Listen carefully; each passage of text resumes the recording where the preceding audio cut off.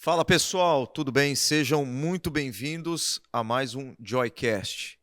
Antes de qualquer coisa, faz o seguinte, tem um botãozinho aí para você dar um joinha, para você dar um like no nosso vídeo. Dê um like já no nosso vídeo ou não? Espera, né? Vamos esperar primeiro? Não, já dá o like, já já garante. dá like? Garante Então o tá. like. É pela Garante fé, o like. é um like pela fé. Boa. Então você dá o like aí pela Garanta fé, o like. porque vai ser muito bom o conteúdo. Estamos com duas feras aqui, presbítero Luciano, pastor Wellington, e a gente vai conversar sobre um tema muito, mas muito importante, porque acabamos de celebrar a ressurreição do nosso Senhor, a Páscoa, e esse sermão, claro, está vindo depois da Páscoa, mas é a data mais importante do nosso calendário cristão. Verdade. Mais importante. É a morte e a vitória do nosso Senhor e Salvador Jesus Cristo. Sobre isso que a gente vai conversar. E não esquece também de compartilhar esse vídeo com seus contatos, com seus amigos. É muito importante para a gente. Você vai estar lançando semente santa nos corações. A gente não sabe quem vai ter contato com esse material, com esse vídeo, mas em algum momento alguém que tiver contato com esse material pode ser grandemente abençoado por você, através de você, tá bom?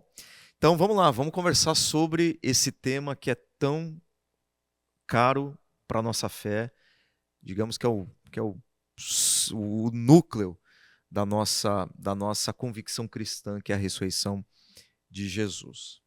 Pergunta fácil, tranquila. A gente não precisa de muito tempo de reflexão para responder. Quando começa assim. A ressurreição. A gente precisa dar um salto de fé para crer na ressurreição de Cristo?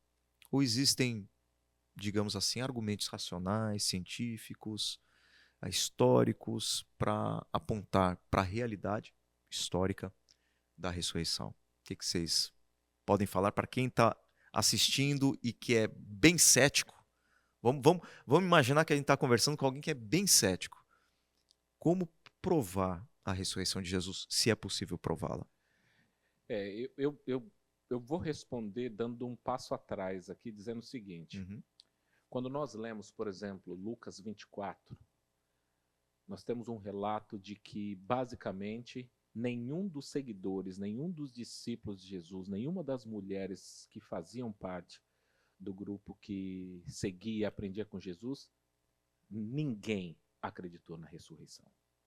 Nós temos o texto dizendo que as mulheres foram ao túmulo com as especiarias. Ou seja, elas estavam esperando ungir o corpo. Perfeito. A Bíblia diz que os anjos aparecem e falam: por que vocês buscam um vivo dentre os mortos? E elas voltam, conta para os 11, e os 11 falam: o que elas estão dizendo parece ser loucura. Eles correm até lá, encontram o túmulo vazio, mas eles também não acreditam. Eles ficam imaginando o que pode ter acontecido. Roubaram o corpo, esconderam o corpo, pegaram. Não passa na cabeça de ninguém deles. Depois o texto salta para aqueles dois viajantes que fazem parte do grupo, que estão a caminho de Emaús, e Jesus começa a conversar com eles. Eles estão saindo da cidade e eles falam assim: se você prestar atenção naquele texto, os verbos estão todos no passado. Ele era um grande profeta, ele era um líder. Nós achávamos que ele seria a esperança de Israel. Tudo no passado. Até que Jesus se revela para eles, depois de partir o pão com eles, e eles entendem que é Jesus. Jesus miraculosamente desaparece, e eles voltam então para Jerusalém. Então, o que eu queria deixar claro é que foi difícil para os próprios seguidores de Jesus acreditar. E eu penso comigo que foi difícil pelo seguinte, porque o caso de Jesus foi o primeiro e o único. Porque, por vezes, nós confundimos uma categoria teológica que é: a Bíblia fala de pessoas que morreram e que foram trazidas de volta à vida. Mas não foi ressurreição, foi ressuscitação. Ou seja, aquelas pessoas que morreram voltaram a morrer. Aquelas pessoas que morreram não tiveram o seu corpo glorificado como Jesus teve. Então eu acho que eu só mudei um pouco a sua pergunta, Juliano. Por favor, você falou para as pessoas que estão ouvindo agora. Então, as pessoas daquela época era inédito. Perfeito. Tipo, é um caso que nunca aconteceu isso antes. E se você for lembrar, esses casos de ressuscitações aconteceram só com Jesus, e depois nós vamos voltar para a época do livro de Reis, cerca de 850 anos, 900 anos antes de Jesus. Não eram casos típicos. Então, eu acho que isso deixa claro, mas fica claro que eles passaram a acreditar, Juliano. Tanto é que você vê que eles estavam temerosos, tinham uma falta de coragem, falta de ousadia, e tudo isso mudou a partir do momento que eles acreditaram. Então, eles de fato acreditaram. Então, eu acho que acreditar, você precisa desse salto para você acreditar. Mas eu acredito também que, para nós que já vivemos do outro lado da história, nós temos muitos argumentos aqui. Eu não sei se o Luciano gostaria de comentar alguns desses argumentos para não... Ou não. Sobrou algum? Sobrou algum? Não, eu não falei de nenhum argumento. Eu simplesmente falei historicamente do passado. Só deixou alguma coisa para eu não ficar o podcast só você respondendo. Obrigado, pastor. A humildade precede a honra. Muito obrigado, pastor. Não, muitíssimo bem colocado, pastor. E algo que eu gosto de citar também, quando você olha o contexto histórico da época, né? Nós vemos ali nos discípulos, né, das pessoas mais próximas, e aqueles a quem eles foram, né, e começaram a difundir esse evangelho. Hoje talvez não seja tão simples da gente entender o que isso significou na época. Sim. Né? Mas eles estavam contra um governo que condenava isso. Então, assim, todos eles que se dispuseram já no primeiro século, né, logo após a ressurreição de Cristo, a defender, eles estavam dispostos a morrer por essa ideia. Né? Então, pessoas até então simples, né, pescadores, tínhamos ali, Mateus, coletores de impostos e tudo mais, mas pessoas que viram algo, que sentiram, que viveram algo, que se tornou o fundamento de algo que eles estavam dispostos a morrer por aquilo. Né? E essa foi a base do cristianismo por muitos anos. Hoje, inclusive, a gente ainda tem a perseguição aos cristãos em alguns países, né? E tudo, mas onde isso iniciou-se realmente, criou-se uma ideia, né? Um ideal tão forte que eles falaram assim, independente do que aconteça. E talvez por eles terem presenciado isso, falaram, agora nós sabemos, agora nós cremos no que está por vir, verdadeiramente, agora nós vimos, como foi o caso de Tomé, que precisou efetivamente ver, né, para crer. E tocar. Né, no lado do Senhor e nas mãos calejadas. Mas essas pessoas morreram. Né, e aí começam os mártires, né, e aí realmente, que ideia é essa?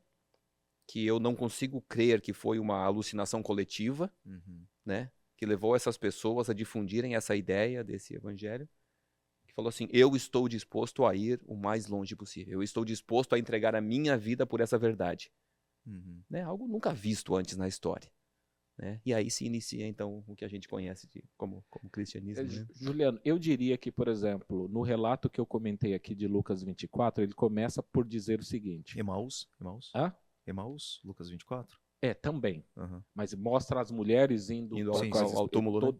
todo esse relato. Então, veja, primeiro, nós sabemos que no Oriente Médio, inclusive até hoje, mas principalmente na época de Jesus, a testemunha de uma mulher não era tida no mesmo peso de igualdade que a palavra de um homem. Então, se os autores do Evangelho quisessem, vamos dizer assim, manipular o leitor a acreditar, ou seja, se o material fosse escrito de maneira fraudulenta, escolher mulheres para serem as primeiras testemunhas de Jesus sentido, não faz sentido. Enfraqueceria o argumento. Né? O argumento, ou seja, se a fala de uma mulher numa corte, na presença de um juiz, não tem o mesmo peso que a de um homem, por que colocar mulheres para defender o principal ponto do cristianismo? Então, quer dizer, eles não estavam escrevendo aquele relato com o propósito de manipular o leitor.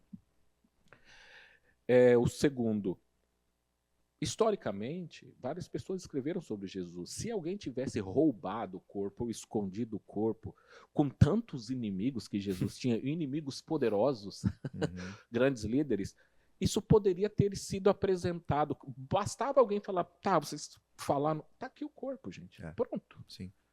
Cadê o corpo? Quer dizer, eles não tinham o corpo. O corpo que estava ali, junto de soldados romanos, que sabiam que eles poderiam perder a vida caso o corpo sumisse. Então, assim, você vai montando todos esses argumentos. Aí você tem pessoas como, por exemplo, Pedro, que ficou com medo de perder a vida, e depois, quando ele acredita na ressurreição de Jesus, ele aparece fazendo discursos grandes e se alegrando por sofrer agora por Jesus. Então, existem muitos outros, mas eu acredito que esses são alguns motivos claros. Inclusive, por exemplo, eu até, pensando sobre isso, até indico um filme, The Case for Christ, The Em Case for Defesa Christ. de Cristo, certo? Tem um livro e Tem lançaram um filme a livro, partir, e sim. inclusive, de repente, eu indico para você, você pode, tem aí, o filme está disponível em alguma desses canais. Só um aí. parênteses, é um repórter, um jornalista, cuja esposa era cristã e ele passou a investigar a fé cristã para desconstruir, para Perfeito. combater, para provar de que a ressurreição e todos os relatos bíblicos eram mentira. E acabou nessa investigação sendo Sem convencidos spoiler. de que... Sem spoiler, né? sem spoiler. Sendo convencido de que algo... De que algo aconteceu. Que você algo devia muito assistir, né? especial aconteceu. Mas caso você não tenha assistido esse Mas filme... o nome do filme é Em Defesa de... Foi bom, não, foi bom. não tem... Mas fecha parênteses. Vai. Não, Desculpa exatamente. pelo spoiler. Mas isso só para mostrar que existem muitos argumentos provando exatamente isso. É claro que eu acredito que algumas pessoas não acreditam não por uma questão racional ou acadêmica. Elas usam isso como uma desculpa velada para o fato de que quando a pessoa lê os evangelhos e lê a palavra de Deus, ela é confrontada por isso. E nesse confronto, se nós não somos mudados, transformados e nascidos de novo pelo Espírito Santo, a tendência eu tenho que negar isso. E eu crio subterfúgios para dizer por que eu não acredito. Mas assim, vou me colocar do outro lado do balcão. Ok. Né? Ali... Se você fosse usar outro termo. Não, o advogado do chifrudo, não. Eu costumo, do outro lado do balcão. O do outro lado do balcão. Porque assim, Pedro, João, Tiago, Maria Madalena, Maria, etc. e tal, eles tiveram, acho que os dois, tiveram que dar um salto de fé, mas tiveram a prova concreta, histórica da ressurreição. Viram. Acho que é Maria Madalena que diz, né? Meus olhos viram o Senhor, eu vi o Senhor. Hoje a gente fala com pessoas que não tiveram essa... Não vou falar privilégio de tomar, porque não é Jesus falou que bem-aventurados seriam aqueles que não iriam ver, mas crer. Mas nem todo mundo pôde tocar no Cristo ressurreto e falar, não, ele está aqui, ele está vivo. Você não acha mais difícil? Para alguém que está assistindo, vendo, não vi. Eles viram, eu não vi Jesus fisicamente na minha frente, né? Para eles crerem. Você já falou do salto de fé, mas do ponto de vista histórico, o que a gente pode dizer para uma pessoa assim? Se ele aparecer para mim, que nem ele apareceu para os discípulos, eu vou crer. Mas aí é um ponto que, se Jesus aparecer para mim, ressurreto, eu vi, né? Eu toquei, aí eu não preciso de fé. Né? A fé é justamente o fundamento das coisas que não se veem. Né? E aí eis o grande mistério da fé. Né? O grande mistério que faz você abandonar a sua vida, o que o pastor Wellington colocou muito bem, essa verdade que te confronta, essa verdade que te desafia, essa verdade que te faz querer ser parecido com alguém que aí você não viu. Você apenas ouviu falar, ou leu, ou soube de alguém, certo? E aí você olha e você descobre que esse é o modelo perfeito e padrão. E já era, né? Desde o início da criação. E nenhum outro livro, falar pela minha própria experiência, nenhum outro livro que eu já li me fez querer mudar como fez a Bíblia. Então, que mistério é esse? O que acontece, né, ao me deparar com esse livro, ao ser confrontado por esse livro? Né? E aí a gente vai entendendo que o Espírito Santo vem e age através disso. Mas se eu só for tirando o salto de fé, me deixando apenas as questões históricas, e há muita discussão, né, na comunidade acadêmica a respeito disso. Assim, não há provas que Jesus ressuscitou. Né? Se eu precisar realmente da prova para ver, aí eu vou dizer que Júlio César não existiu. Né? Aí eu vou dizer que se eu for me basear em questões escritas, Roma não existiu. Não tem nada escrito. né, daquela época. Uhum. Tem escritos de muito tempo depois que foram destruídos na Biblioteca de Alexandria, quando pegou fogo. Mas quais são os padrões que a gente vai utilizar, então? Uhum. Né? Eu volto a esse ponto. Se eu preciso ver, se eu preciso tocar, eu não preciso de fé. Uhum. Né? A mesma coisa falar assim, você acredita que o Juliano e o Wellington existem? Eu falo, não, não acredito. Eu sei. Uhum. Eu estou aqui com eles presencialmente. Então eu não preciso de fé. Você sabe disso. É uma confirmação do que eu estou vendo, do que eu estou tocando, do que eu estou sentindo. Né? A fé é justamente o passo a mais. Mas você acha que é uma questão de honra a literalidade, a historicidade da ressurreição de Cristo? Em outras palavras, eu preciso crer que ele literalmente ressuscitou dos mortos para ser salvo, para ser um discípulo dele? Tem como eu separar o Jesus histórico, né, do Cristo da fé? Não, é preciso crer. É preciso crer, porque o próprio apóstolo Paulo, escrevendo aos Coríntios, ele diz: se nós esperarmos a Deus apenas nessa vida, e o que eu quero dizer? Wellington, mas eu tenho esperança no futuro. Mas se você tem uma esperança no futuro, em um porvir, esse porvir só existe em razão da ressurreição, Perfeito. do fato de Jesus ter vencido a morte. Uhum. Se ele não venceu a morte, não existe futuro, não existe porvir, não existe céu, não existe milênio, nada disso, tudo isso cai. Então essa ideia de acreditar no Jesus homem e não acreditar no Jesus Deus, eu acredito que, por exemplo, como no caso dos primeiros discípulos que eu mencionei aqui, era uma falha na fé deles que Deus precisou mostrar. E a Bíblia diz que Jesus lançou na cara, no rosto deles, a incredulidade e a dureza do coração para dizer: todas as profecias diziam a esse respeito e vocês não entenderam. Uhum. E a Bíblia diz que Jesus sentou com eles e voltou a explicar, falando: todas essas passagens falavam ao meu respeito. Então, quer dizer, é o cerne, é o coração de tudo, que Jesus Cristo, de fato, venceu a morte. Agora, fazendo só uma ponte com a primeira parte da pergunta, Juliana, eu diria o seguinte: é muito comum, eu escuto muitas pessoas falando isso, mas, ao mesmo tempo, nós vemos que a primeira geração que saiu do Egito, eles viram inúmeros milagres, e nem por isso eles passaram a acreditar. Então, o que eu quero dizer é que, às vezes, nós ficamos... E seria, vamos dizer assim, Jesus ficou um período, após a sua ressurreição, ele apareceu. Todo mundo deveria crer, porque eles estavam vendo ali, e nem todos creram. E muitos daqueles líderes judeus continuaram não crendo, mesmo com a prova viva de que Jesus... E Jesus falou isso também, né? Sim. Ele falou: nem que alguém levante dos mortos, vocês vão crer, vocês são tão incrédulos. Então, assim, essa é uma outra ideia que algumas pessoas colocam, de que se eu visse, não necessariamente. E eu vou até além para dizer que eu acredito que muito do que nós vivemos hoje é, de fato, um milagre. Talvez pode parecer uma coisa simples e banal para alguns, mas muito do que nós experimentamos, por exemplo, o fato de você ter alimento, comida, uma série de coisas, é uma bênção de Deus, mas a gente se acostuma tanto com aquilo que você não acha que aquilo vem de Deus ou que é uma prova de que Deus existe, que Deus cuida de você. Deu para você entender? Então, assim, eu entendo, mas eu não acredito que esse raciocínio ele seja correto. E mesmo na igreja, eu também vi pessoas que viram, experimentaram grandes coisas e nem por isso eles passaram a acreditar. Continuaram a ser céticos, Sim. né? Sim. Incrédulos. Sim. O que eu acho da sua pergunta, Juliano, você falou se é possível, né, você crer no Cristo homem, mas não crer no Cristo Deus. Tem uma religião que faz isso, né? Uhum. Né? O próprio Islã tem Jesus como um profeta, mas não tem a ressurreição de Deus. Então, talvez eu vá ser um pouco radical nessa minha colocação, mas a minha ideia é que, se não há ressurreição, então não há por que existir o cristianismo em si. Porque é a base de tudo isso. Né? É a nossa esperança no porvir. A nossa esperança está firmada nele, né? Na ressurreição dele.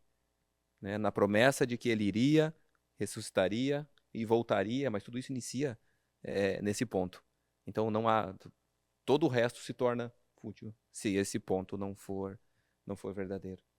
Né? Não é uma condição isso ou aquilo. É esse e esse. Uhum, uhum. Ele é E imperativo. mesmo não cristãos, eles entenderam esse ponto. Eu lembro que na minha adolescência, acredito que saiu um filme chamado O Corpo. Eu acho que era com Antônio Bandeiras. E a ideia era essa, aí encontramos o corpo. Por quê? Se eu encontrei o corpo, não há ressurreição. Se não há ressurreição, desmorona-se tudo. A ideia é isso, né? Toda vez que saía na revista, sei lá, National Geographic, alguma coisa do tipo, encontraram a ossada de Jesus. A ideia sempre é essa, porque se tiver um corpo ou alguma coisa que remonte, a ideia acabou, porque todas Cai por essas terra, né? pessoas entenderam. Se não há ressurreição, não há cristianismo, não há vida futura, não há nada. E nós acreditamos na volta de Jesus. Agora, se ele não foi capaz nem de vencer a morte, como Como é assim que ele volta? É. Perfeito. Uau, uau. Vai ter um spoiler do final desse filme também ou não só? A gente já entrega o conteúdo todo pro pessoal, Já né, mandei gente? o final que Já tá. manda. O corpo, Já Antônio manda. Bandeiras. Já manda. Vamos Pesquisei. colocar uma advertência, né, nesse vídeo, falar, ó, cuidado, spoiler. A gente no Se final você não dos quer. comentários aqui do podcast, a gente põe o link dos filmes, né? Pro pessoal poder. Assista o podcast e aí. Agora, se a ressurreição e ela é central para a fé cristã, isso tem uma implicação não só isso tem uma implicação prática, né, concreta, existencial.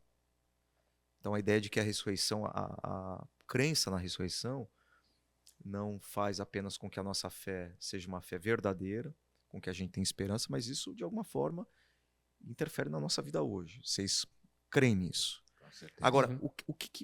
o que na prática muda, Wellington? O que na prática muda quando eu creio na ressurreição? Tudo. Quais são as implicações disso pro dia a dia? Muda tudo. Muda tudo, porque eu posso receber um diagnóstico de uma doença terminal. Uhum. E naturalmente que nós vamos ficar tristes com tudo isso, mas a pergunta é, se a morte ela não tem a palavra final, Perfeito. acabou. Acabou. Eu não tenho mais aquele... É lógico que a pessoa sente a dor da separação dos seus entes queridos, enfim, do amor que nós temos pela vida.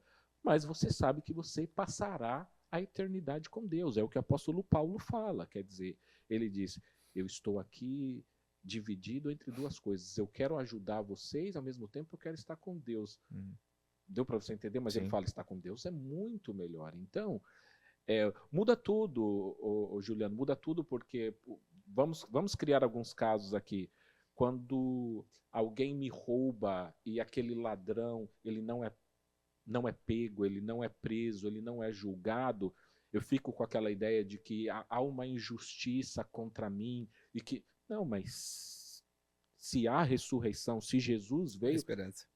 você entendeu? Isso vai ser julgado, isso vai ser trazido à tona.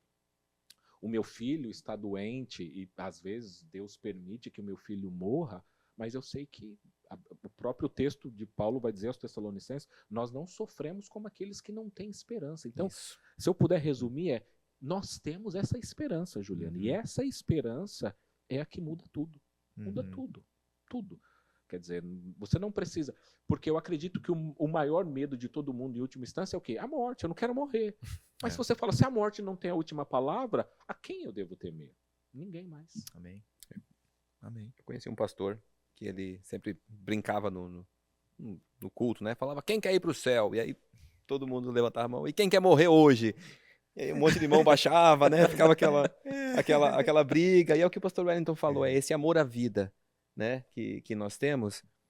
Mas eu acho que quando a gente pensa na finitude, né? E aí comparando a eternidade com Cristo, né? O quão curto é esse tempo que nós estaremos aqui, né? Entre irmãos e tudo, a nossa ideia de amar ao próximo muda, a nossa ideia de se entregar à obra muda, a nossa ideia de fazer o nosso melhor, seja em casa, seja com a sua família, seja no seu trabalho, isso muda. A nossa ideia de vingança muda, a nossa ideia de justiça muda, né? E aí o pastor Wellington colocou perfeitamente, eu deixo de tentar gastar o meu tempo sendo o juiz de todas as coisas para me tornar a testemunha que eu fui chamado a ser do amor de Cristo nessa terra. Né? E eu acho que é essa a implicação prática. Sim. Quando eu entendo que a ressurreição é verdadeira, né? Quando eu entendo que eu vou passar a eternidade com Cristo, todas as outras coisas se tornam secundárias, Uhum. né? Então as coisas que vão passar, né? Céus e terras passarão, mas a palavra dele vai continuar, elas se tornam periféricas. Se tornam, não, talvez não periféricas, mas secundárias, Uhum. Uhum. né? Tudo vem após esse primeiro e essencial fato, que é o que nós estaremos na eternidade com ele. Perfeito, perfeito. Vocês falando da consciência da ressurreição como esse poder que muda tudo em nós, primeiramente, e eu concordo plenamente. Para mim, não só a ressurreição, mas a esperança do porvir, a esperança da eternidade, a esperança do retorno de Cristo, a esperança da nova Jerusalém, essa esperança escatológica, né, usando um termo aqui teológico, essa esperança escatológica, ela, ela deveria mudar tudo e às vezes não muda tanto assim a nossa vida ou a vida das pessoas. Vocês acham que falta um pouco da gente experimentar mais dessa fé no Cristo que ressuscitou, no Cristo que venceu a morte, no Cristo que vai voltar? É um resgate que a igreja precisa fazer em relação ao retorno de Cristo, né? A gente poder ansiar mais, embora a gente não queira morrer, porque a vida é uma dádiva de Deus, mas parece, minha sensação, tá? É que a gente está tão envolvido com as coisas desse mundo, a gente está tão agarrado às coisas desse mundo, uma vida tão materialista, tão consumista, que a gente está esquecendo de clamar, Maranata, Senhor, vem logo, Senhor Jesus. né? Vem logo. Não sei qual é a impressão de vocês, mas o conforto da vida, os prazeres da vida, tem roubado um pouquinho do nosso paladar o gosto pela eternidade. Olha, os exemplos bíblicos, eles mostram exatamente isso. Então, quer dizer, a Bíblia deixa claro que eles acreditavam em Jesus, mas a fé deles não era perfeita nesse sentido. Ou seja, antes da ressurreição, o fato de Jesus ter gastado 3 anos ou 3 anos e meio do seu ministério falando sobre isso que ninguém entendeu, mostra que aquilo era deficiente. Jesus voltou para eles, mas queria garantir de que eles entendessem aquele ponto. E quando eles entenderam, Juliano, você vê que há uma mudança de comportamento. A pergunta é, quer dizer, o que 2 meses, vamos, né, 50 dias, o que 2 meses ou menos de 2 meses faz para mudar alguém? Uhum. Teoricamente, não muito. É a mesma pessoa. Opa, é a mesma pessoa, mas que agora de fato está convicta de que Jesus ressuscitou. Então, quer dizer, o Pedro, que estava com medo de perder a vida, agora ele fala, Deus está no controle. Se ele venceu a morte, por que nós temos que temer essas pessoas?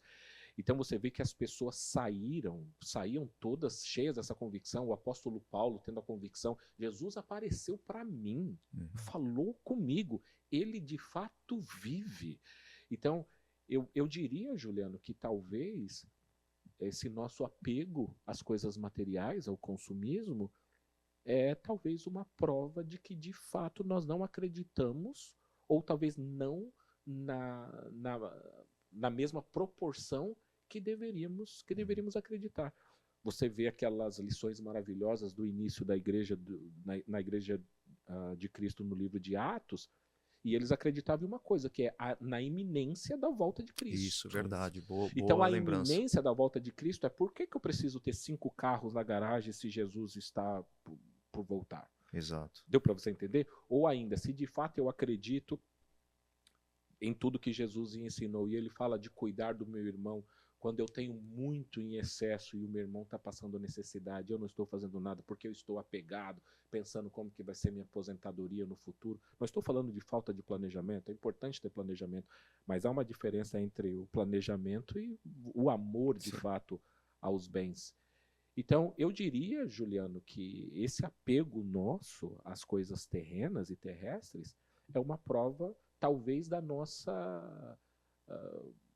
como é que fala? Que o nível da nossa fé não está no nível que deveria estar. Às vezes é uma crença muito intelectual, então eu creio que ele vai voltar, mas isso ainda não fez a viagem mais importante, né? Que é não foi transferido da cabeça até o coração, não foi para a prática, né? Eu não assimilei, eu não conheço de fato, né? O que isso significa para mim. Sabe que eu tenho uma impressão, pode ser só uma impressão minha, mas vou usar um exemplo, talvez bobo. Imagina que seu filho está com febre, ok? está doente. Você vai e você cuida do seu filho. Uhum. Você trata. Sim. Você cuida porque você sabe que seu filho pode sofrer, isso pode levar ao óbito e você não quer que isso aconteça. Mas se você descobrisse que o seu filho é imortal e o seu filho estivesse com febre à noite, você dormiria mais tranquilo? Talvez o seu cuidado não Sim. fosse Sim. tão, né, tão profundo. Porque fala, tudo bem, tá, mas eu tô cansado, eu trabalhei o dia inteiro, meu filho tá com febre, mas ele é imortal. Uhum. Vai ficar tudo bem. Talvez o fato de nós termos um Deus imortal nos dá a ideia de que a gente ainda tem tempo, Uhum. né? O fato de ter um Deus que, como é pregado, que vai estar de braços abertos te esperando, só esperando que você volte a Ele, Uhum. talvez nos dá essa ideia de que, mas eu volto amanhã, Uhum. né? Deus vai estar lá. Ele vai estar me esperando para quando eu estiver pronto, Uhum. né? E ainda usa-se a ideia de falar, ele prometeu a voltar há tanto tempo, não voltou, eu tenho mais um tempinho. Então, por hora, talvez eu não precise cuidar do meu irmão. Por hora, talvez eu não precise, né, cuidar do corpo de Cristo, que é a igreja, cuidar dos outros membros e trabalhar isso, porque eu tenho tempo. Uhum. Então, talvez essa ideia, porque nós vivemos numa cultura imediatista, totalmente imediatista. Uhum. A gente precisa trabalhar, a gente precisa conquistar riquezas para atender anseios imediatos nossos. Talvez justamente isso esteja nos confundindo, né, e nos tirando a urgência que nós temos de voltar para Cristo verdadeiramente. E aí a Bíblia tem a passagem, né? Que Jesus fala, louco, mal sabe ele que hoje pedirão a sua alma. É. É. Exato. E é não viver, e a gente não vive como a gente deveria, na iminência do retorno de Cristo. Exatamente. O retorno dele é iminente. E parece que a gente vive como se ele não tivesse para voltar. A Já. gente sempre age como se a gente tivesse mais tempo. Ah, não, é na próxima geração. É. E ele falou que ele não, que a vinda dele é repentina, ele vem Exato. como um ladrão, e a gente vive os últimos dias, pelo menos essa é a nossa visão escatológica Sim, de todos Sim, nós, né? sim, sim. E eu creio nisso. Mas é aquilo, volto a repetir. É quando a doutrina, ela tá aqui, tá na cabeça. Perfeito. Eu creio intelectualmente, mas eu não creio experiencialmente, né? É isso. Eu não creio de coração. Eu não creio com o meu interior. E eu acho que o que vai determinar se eu creio realmente ou não é como isso afeta a minha vida. Perfeito. É o Tiago, não foi dessa maneira que o Tiago apresentou? Mostra a tua fé através das tuas obras. Então, quer dizer, se essa é a tua fé, então as obras elas precisam ser condizentes com aquilo que você de fato diz acreditar. Ou seja, a fé não é um corpo de doutrina que eu assimilei intelectualmente. Apenas. É vida na prática. Então, acho que falta isso um pouco para todos nós, né? Para a igreja. Com toda certeza. É por isso que, não que eu acredito que seja, eu penso que nós devemos ser o mais intelectualmente capacitados que pudermos, mas que isso leve para a prática. Mas o que acontece por vezes é que há uma desproporcionalidade, ou seja, talvez se você olhar para a fé da pessoa, é provado por vários artigos e estudos de que todos nós cristãos, sabemos muito mais do que devemos fazer. Ou seja, sim. intelectualmente a gente sabe que nós estamos devendo, você entendeu? Essa é a minha luta. Eu tento mostrar, é o que eu falo, eu sou muito a favor de ter estudo bíblico, escola dominical e etc. Eu acho que quanto mais instrumentos para as pessoas se aprofundarem no conhecimento da palavra de Deus, melhor. Mas o nosso problema hoje não é a falta de conhecimento. Não. Sim, basta você ver que talvez uma das, vamos dizer assim, um dos efeitos colaterais disso, Juliano, é o fato de que muitas igrejas, talvez a maioria delas, elas sejam centradas nelas mesmas. Ou seja, a igreja não é voltada para a pessoa que está fora da igreja, a pessoa que não conhece Jesus, e exatamente por isso, porque elas não acreditam de fato que nós somos chamados para isso. Porque toda vez que você vai ter que lidar com pessoas que estão de fato sujas e manchadas pelo pecado, isso vai demandar amor. E eu sempre comento isso, eu lembro muito de uma frase muito bonita do C.S. Lewis, que ele fala, amar é sofrer, meu amigo. É isso. Basicamente. Quem mais ama, mais Mais sofre. E o caso de Jesus é o exemplo disso. Uhum. Quanto mais ele amou, mais ele sofreu. Então, talvez, até inconscientemente ou conscientemente, Juliano e Luciano, nós optamos por não fazer algumas coisas em razão do sofrimento. Uhum. Sim. Eu não quero sofrer. Mas ao não sofrer, eu amo menos. Perfeito. Você falou do C.S. Eu lembrei do Zé Ramalho. Sinônimo Pode de dar o amar é spoiler. sofrer. Uma comparação bem... C.S. Lewis e Zé Ramalho. um nível... Sinônimo de amar é sofrer. Eu acredito nisso também. A gente... Bom, eu falo que o problema, às vezes, o nosso problema, falar da igreja não, o nosso problema, às vezes a gente está muito preocupado com o A a Z da teologia, né? Mas nossos erros, eles estão muito mais ligados ao beabá do evangelho. Exatamente. Você fala assim, você vai conversar com um casal que já tem tempo de igreja, já leu vários livros sobre casamento, já ouviu palestras, já foi em conferência, já foi em retiro de casais, mas já tem assim toda a doutrina sobre o que o homem tem que fazer, a mulher tem que... Quando você vai conversar com o casal, você percebe que não é falta de conhecimento sobre os papéis, a exegese de Efésios 5, não, é a falta de aplicabilidade Falha do na evangelho, de você perdoar, É. de você se sacrificar. Né? Então não é o conhecimento, não estou desprezando conhecimento, tá? Eu acho conhecimento, eu sou muito a favor, a palavra, o estudo, o aprofundamento, mas quando você vai olhar para os erros, basicamente não é falta de saber o que é certo, é falta de colocar em prática aquilo que já se sabe o que é certo, né? Nós somos, talvez, aquele versículo bíblico que diz, não sejais apenas ouvintes, mas praticantes. Talvez isso. Nós ouvimos muito mais do que praticamos. Uhum. Ô Lu, falando da ressurreição, né? Pensando nisso, de Cristo vive, Ele é o Rei. Okay. A sepultura está vazia, a cruz está vazia, o trono está ocupado por Ele. E a gente o chama de Senhor. Então como que isso me afeta? Ele sendo o Senhor da história.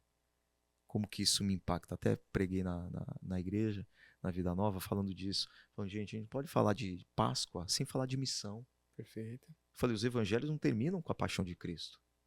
Os evangelhos terminam com a missão da igreja. Porque não tem como eu crer que Ele ressuscitou, isso não afetar minha vida, isso não me impulsionar para falar dele, de que Ele reina, né? Você acha que dá para viver com coragem real, sem acreditar que a morte foi vencida por Jesus? Dá.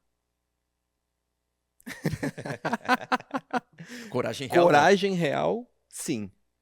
Esperança, eu acho que não. Coragem real, sim. Eu conheço pessoas que se declaram ateus, que então não se importam, de acordo com eles, com o que quer que tenha acontecido ou não, né? Com Jesus, com a ressurreição, com Deus e com tudo. Mas eles têm coragem. Eles continuam acordando, seguindo os seus próprios sonhos, de acordo com os seus próprios ideais. E eu conversei há pouco tempo com um conhecido que até então se declara ateu. Então, ficou um pouquinho de moda isso, né? Negócio de ser ateu agora. E o grande ponto ele tem a coragem para seguir. Tanto que ele segue diariamente. Mas quando chegar no último dia, de acordo com ele, acabou. Então a grande diferença, ao meu ver, não é a coragem de seguir. É a esperança. Porque a esperança que está viva em mim, do porvir, né, do pós-morte, ele não carrega com ele. Apesar de ter a coragem. Por isso que eu citei exatamente esse ponto. A coragem, ela talvez possa vir de outros meios. A esperança eu não vejo como. Senão através de Cristo. Senão através da ressurreição. Amém. Né? E interessante, Juliano, você ter citado o fato de nós falarmos, né, o Senhor é nosso Deus e tudo. E toda vez que a gente fala o Senhor, né, meu Senhor, às vezes eu esqueço que eu estou me colocando na condição de servo. Né? E esse é um questionamento que eu fui feito por esse meu amigo. Uhum. Falava assim, cara, como é isso? Então você adora um Deus, né, que é o teu Senhor e que te faz servo. Qual que é o sentido? Né? Falei que você possivelmente esteja esquecendo que o Senhor precisa suprir as necessidades do servo. Uhum. Todo Senhor supre as necessidades do seu servo. Talvez não a que o servo entende, né, como necessárias. Mas até aqui, até hoje, o Senhor tem suprido todas as minhas necessidades. E eu carrego essa marca de servo muito feliz, Uhum. com a esperança de que eu vou estar com ele. Né? E isso deu uma virada de chave na conversa. Uhum. Porque a coragem ele continua carregando. Mas ele ainda não tem a esperança, mas agora ele tem a dúvida. Uhum. Agnóstico, então. Agnóstico agora. Agnóstico, Mudou ali a Mas chavinha. a dúvida faz o cara A dúvida se faz ele. A lançar dúvida, a exato. uma busca, né? Numa busca. É. Né? Então, continuamos sendo semeadores. Uhum. Né? E quem vai fazer florescer e germinar vai ser o Espírito Santo, eu creio nisso. Uhum. Mas a esperança segue comigo. Dizem que a esperança é a última que morre. Né? É. Ela já morreu, ressuscitou, E tá aí. e o nome dela é Jesus. É isso. Essa é a nossa esperança, né? Exatamente. Wellington, uma mensagem sobre a ressurreição, para a gente encerrar, fechar essa conversa, para quem ainda está em dúvida sobre a realidade do Cristo que venceu a morte. O que você pode dizer para essa pessoa que está ouvindo a gente exatamente nesse momento? Eu diria o seguinte: Jesus, ele está vivo, ele fala conosco, principalmente através da leitura da palavra de Deus, mas Jesus, ele, por exemplo, eu ainda tenho ficado maravilhado com alguns relatos, inclusive de grandes acadêmicos, de Jesus se manifestando através de sonhos, por Sim. exemplo, No mundo muçulmano. no mundo muçulmano. Então, quer dizer, aquele relato que nós temos de que Jesus apareceu a Saulo no caminho de Tarso, parece alguma coisa assim, então, aconteceu naquela época, não mais agora.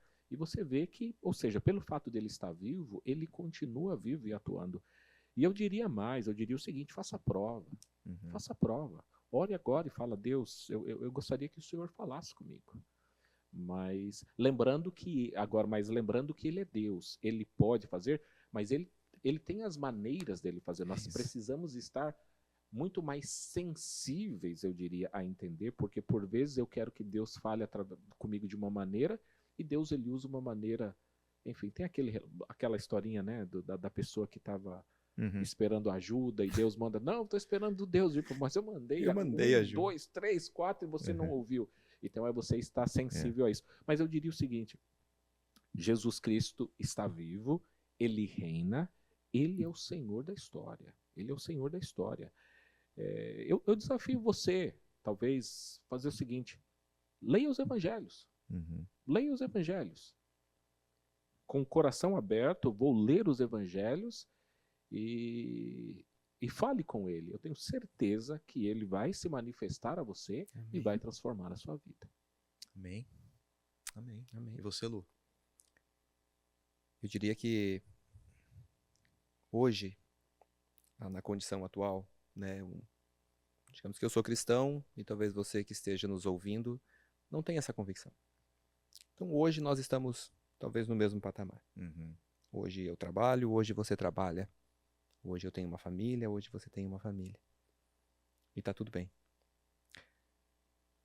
E se eu estiver certo, e você estiver certo, se eu estiver certo, eu vou seguir minha vida. E se você que não crê estiver certo, você vai seguir sua vida.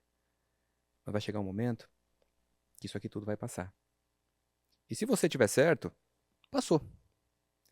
Mas se eu estiver certo, tem tanta coisa desse Deus maravilhoso que você poderia estar experimentando, que eu quero com todo o meu coração, que esse amor que me atingiu, que esse amor que morreu por mim, chegue ao seu coração também. É esse o meu desejo, que você sinta verdadeiramente o amor que eu senti. E ninguém me contou, que eu senti. E como o pastor Wellington falou muito bem, faça a prova. Vou contar um testemunho rapidamente. Houve um momento da minha vida que eu estava muito mal. Assim, eu acho que dos piores momentos que eu já passei, aquele foi o pior. E um dia eu decidi me ajoelhar e conversar com Deus. Então eu me ajoelhei do lado da minha cama. Falei, Deus, eu acho que o Senhor não existe. E nessa mesma hora, eu ouço uma voz, sinto qualquer coisa no meu coração, na minha mente, que falou assim, se eu não existo, você está falando com quem? Falei, o senhor tem razão, eu vou dormir. O senhor tem um ponto. O senhor tem um ponto. Então, assim, dê a chance desse Deus falar com você. Põe a prova. E deixa o resto com ele. É só isso que eu... A transformação da sua vida talvez seja um dos maiores argumentos da historicidade, da veracidade da ressurreição. Ele vai mudar a sua vida. É isso. Pode ter certeza disso. Esse é o ponto. É isso aí, pessoal. A Bíblia diz, se você confessar com a sua boca que Jesus é o Senhor e crer no seu coração que Deus o ressuscitou dentre os mortos, você vai ser salvo. Amém. Que Deus te abençoe, em nome de Jesus, e até o próximo episódio. Ele vive. Ele Amém. vive e reina. Valeu.